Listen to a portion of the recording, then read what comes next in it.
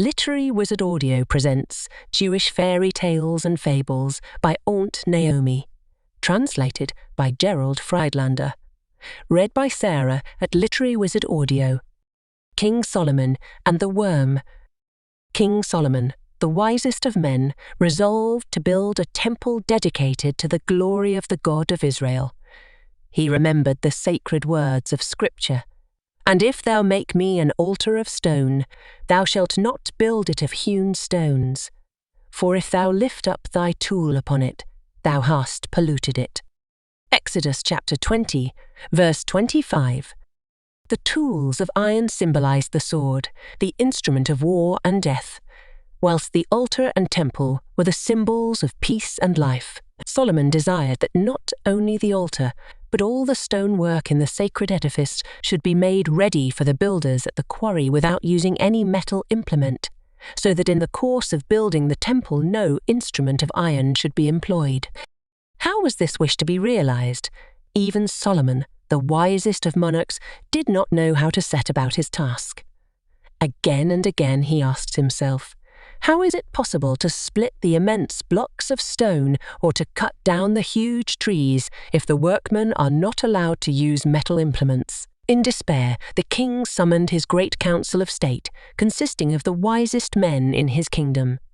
He told them his difficulty and asked them if they could help him to achieve his purpose. The councillors listened to the words of their beloved monarch in profound silence. After a while, one of the most venerable of those present arose and, turning to the king, spake as follows. Long live the king, mighty sovereign! Hast thou not heard that among the countless creatures of the Most High there is one which can serve thee as thy heart desires? It can cut stone better than the sharpest tool of iron. I refer to the tiny but wonderful worm called the shamir, or diamond insect. Dost thou not know, O wisest of rulers, how the Almighty created 10 marvels in the twilight of the eve of the first Sabbath, in the week of creation? Among these marvels was the worm shamir.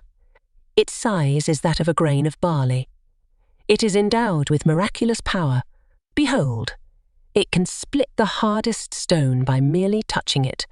Moreover, iron is broken by its mere presence. Excellent wisdom is this which thou shewest forth, beloved counsellor, cried Solomon with joy in his heart. Now tell me, where is this marvellous little worm to be found? May thy days be as glorious as the days of David thy father, replied the wise servant of the king, but more than I have already told thee I know not. No mortal being has ever discovered the home of the shamir. It is useless to seek the information thou desirest by consulting the sons of men. Has not God bestowed upon thee knowledge and understanding more than he has given to anyone else? Is it for naught that thy wisdom exceeds that of all the children of men? Art thou not ruler of all the spirits and demons? Seek their aid, sire, and thou wilt find the shamir. Invoke the wisest of the spirits, who will reveal to thee even the secrets of the heavens above, of the earth beneath, and of the waters under the earth. The good advice of the counsellor appealed with irresistible conviction to Solomon's heart, and after thanking his wise minister, dismissed his counsel in order to carry out the suggested plan. He looked at the ring on his right hand and read the holy name of God engraved thereon. No sooner had he pronounced the divine name than a demon appeared before him and, making obeisance, cried, What is thy wish, Solomon, king of Israel? I command thee, said Solomon, to tell me where is the worm shamir to be found. In a trembling voice, the demon replied, Mighty king of man and spirits, I am thy servant. I will always obey thee if I have the power so to do. Be not angry with me, for I fear I cannot help thee now. The secret thou desirest to know has not been revealed to any of the inferior demons. It is only Ashmodai our king who is in possession of the secret.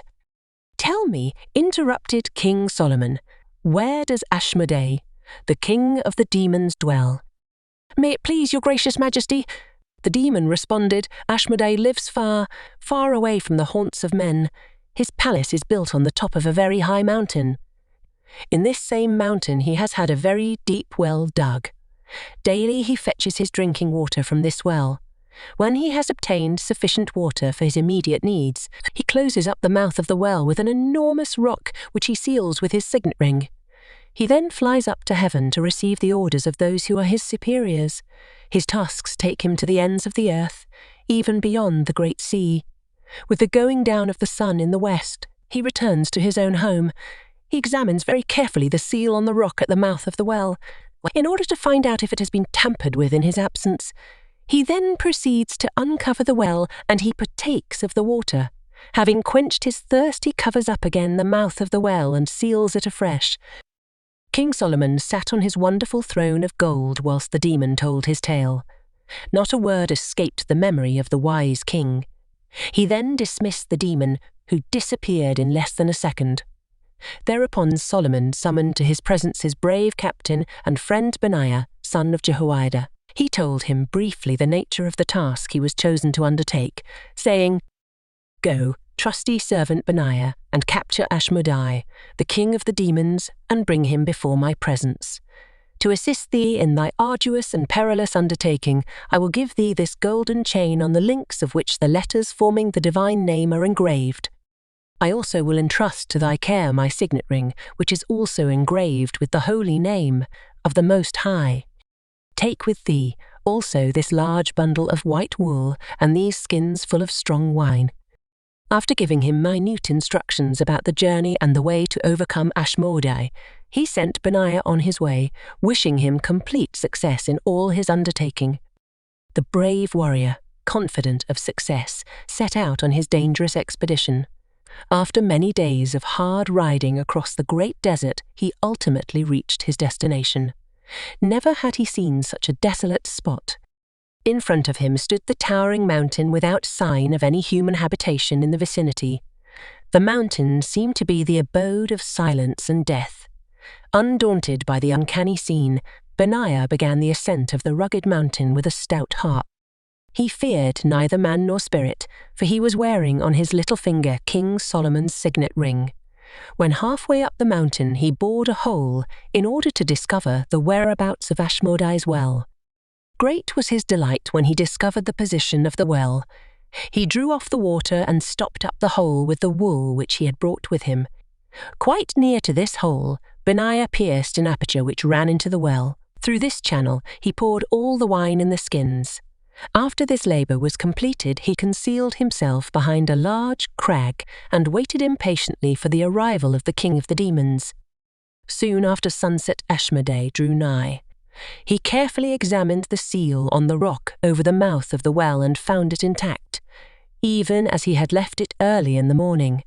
After he had rolled away the rock, he descended into the well to quench his thirst. The strange odour of the fragrant wine overpowered him, so that he quickly returned to the mouth of the well to inhale the fresh mountain air. Realizing that the well had been tampered with, he again examined the seal, but it did not appear to have been touched. Meanwhile, a burning thirst in his throat forced him to descend again in order to obtain something to drink. No sooner had he tasted the wine than he desired to drink more and more. After he had partaken very freely of the strong wine, he felt quite drowsy. All his senses were overpowered. His head became heavy, his body staggered, and his knees gave way. At last he fell to the ground and slept soundly.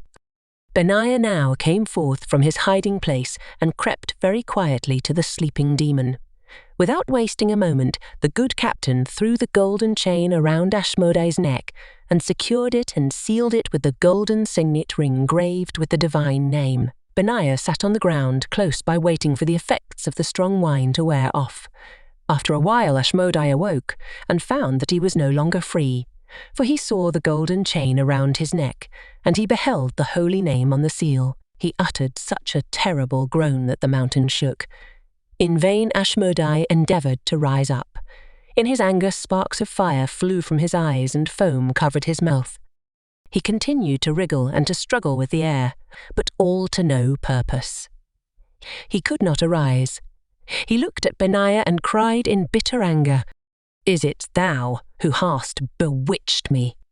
"Verily," replied Benaiah, "behold, the name of the Lord of Lords is upon thee." Ashmedai immediately became quiet and calm. He knew that he was vanquished and realized that all further resistance would be futile. He told Benaiah that he was quite ready to obey his orders. "Come then," cried Benaiah, "we will go at once to King Solomon, thy master. Arise and follow me." Ashmedai arose and followed Benaiah, who was surprised at the peculiar behavior of his captive on their way to the holy city. Wherever they passed, Ashmedai left behind him a trace of his might or intelligence. In one village, he brushed against a palm tree. After its foliage had been shaken off by the terrific impact, he uprooted it with one hand. In another place, he knocked his shoulder against a house and overturned it. In a marketplace, in a large town, they met a happy bridal procession. When the bride and bridegroom passed, Ashmedai began to weep. "Why dost thou weep?" Benaiah asked in surprise. "Alas," replied Ashmedai, "within 3 days the bridegroom will be a corpse. Do I not do well to weep?" In the next town on their journey, they overheard a farmer asking a bootmaker to make a pair of shoes which were to last him for 7 years, whereupon Ashmedai burst out laughing. "Tell me, Ashmedai," cried Benaiah, "why dost thou laugh?" "Because the poor fellow will not wear his shoes for even 7 days. Behold, within a week he will die. Yet he asks for shoes to last him 7 years. One day they met a blind man going astray. Ashmedai hastened to set him on the right path. He showed a similar kindness to a drunkard whom they met at the crossroads. On another occasion they saw a magician who was exhibiting his skill in public. He claimed to be able to read the future and to disclose secrets. Here again Ashmedai found occasion for mirth and laughter. When Benaiah asked him to explain his strange conduct, he remarked, "Wouldst thou not laugh also at a man who pretends to reveal secrets, whilst at the same moment he is unaware of the fact that a treasure lies buried at his feet? We demons judge persons and things according to their true value, and not according to their deceptive appearance in the eyes of man." After many strange adventures, they finally came to the holy city. Benaiah conducted his captive to the royal presence. As soon as Ashmedai beheld King Solomon, fear seized him, and he began to tremble violently in every limb. He held a long staff in his hand on which he supported himself. After his attack of nervousness had subsided, Ashmedai threw his staff before the king. "What art thou doing?" asked Solomon. "Mighty sovereign, gracious master," replied Ashmedai, "dost thou not know that in spite of all thy splendour and glory, thou wilt occupy after thy death no more space in the earth than is measured by yonder staff? Yet thou art not satisfied with ruling the children of men, but thou must needs hold the spirits and demons in subjection. Be not vexed," Solomon said in a gentle tone of voice. "Thou wilt not find me a hard master. I merely demand one little service at thy hands. Know then that I wish to build a great temple to the glory of the Creator of heaven and earth, and for this purpose I require the services of the wonderful worm Shamir. Tell me now, where can I find this tiny creature?" "O wisest of mortals," replied Ashmedai, "dost thou not really know that the Shamir has not been placed in my charge? Why then hast thou brought me here?" "Where is it?" thundered Solomon. "Speak, slave, and speak truly." Ashmedai, with a trembling voice, replied, "Mighty master, since the days of Moses, who employed the Shamir when writing on the tablets of stone, the worm has been entrusted to the care of the Prince of the Sea, who has given it into the charge of the woodcock. The latter has sworn to the Prince of the Sea to carry the Shamir with him at all times. The woodcock lives in a big nest built on the top of a very lofty pinnacle in a mountain range. He has employed the Shamir to split the hard rock so as to plant seed in the clefts. The new vegetation which grows there is used for food by the woodcock. Whenever he goes from his nest, he takes the Shamir with him, carrying it beneath his wing, mindful of his oath to the Prince of the Sea." "Enough," cried Solomon. "Thou shalt abide with me till the temple is built." Once again King Solomon summoned his trusty captain Benaiah, telling him to discover the nest of the woodcock and to obtain the Shamir and to bring it back to the holy city. "Take with thee," said the king, "a glass cover, a little wool and a small leaden box. woodcocks. May thy journey be as successful this time as thy former one." Benaiah obeyed with a glad heart all the instructions which King Solomon had given. He set out on his journey, crossing hill and dale, stream and desert. At last he discovered the nest of the bird he sought. The woodcock was away on one of his expeditions. In the nest were the fledglings. Benaiah now covered the nest with the glass cover which he had brought with him for this purpose. He then concealed himself and awaited events. When the woodcock returned, he attempted to enter his nest, but found himself foiled, for the glass was very hard and strong. He saw through the glass his helpless young, and flapping his wings and screeching loudly tried to break the glass. All his efforts were in vain. The young birds, frightened by the noise, also began to screech. "What is to be done?" cried the woodcock in the language of the birds. Again and again he tried to smash the glass, but without success. As a last resource, he determined to make use of the precious treasure entrusted to his care. He produced the chamois from beneath his wing and put it on the glass, which split into pieces as soon as it was touched by the wonderful worm. At that instant Benaiah raised a lusty cry and frightened the woodcock so that he dropped the chamois. It had barely fallen upon the ground when it was seized by Benaiah, who carefully placed it in the wool and secured it by putting it in the small leaden box which he had brought for this special purpose. Without lingering a moment, Benaiah set out on his homeward journey, rejoicing greatly at his complete success. In chagrin, the woodcock killed himself, fearing the terrible vengeance which the Prince of the Sea would execute when the disappearance of the chamois became known. Benaiah reached the holy city in safety and delivered to King Solomon the wonderful worm. With its marvellous help, the wise king built the temple, and thereafter the chamois has disappeared, and no one knows where it is to be found. Babylonian Talmud Gittin 68 A and B. Literary Wizard Audio hopes you have enjoyed this excerpt from the Jewish Fairy Tales and Fables by Aunt Naomi. To hear other readings, please visit our playlists. Also, make sure to check the descriptions of each audiobook for study guides, trivia, and other fun educational resources. You can truly help us out by telling others of our efforts and subscribing to our YouTube channel.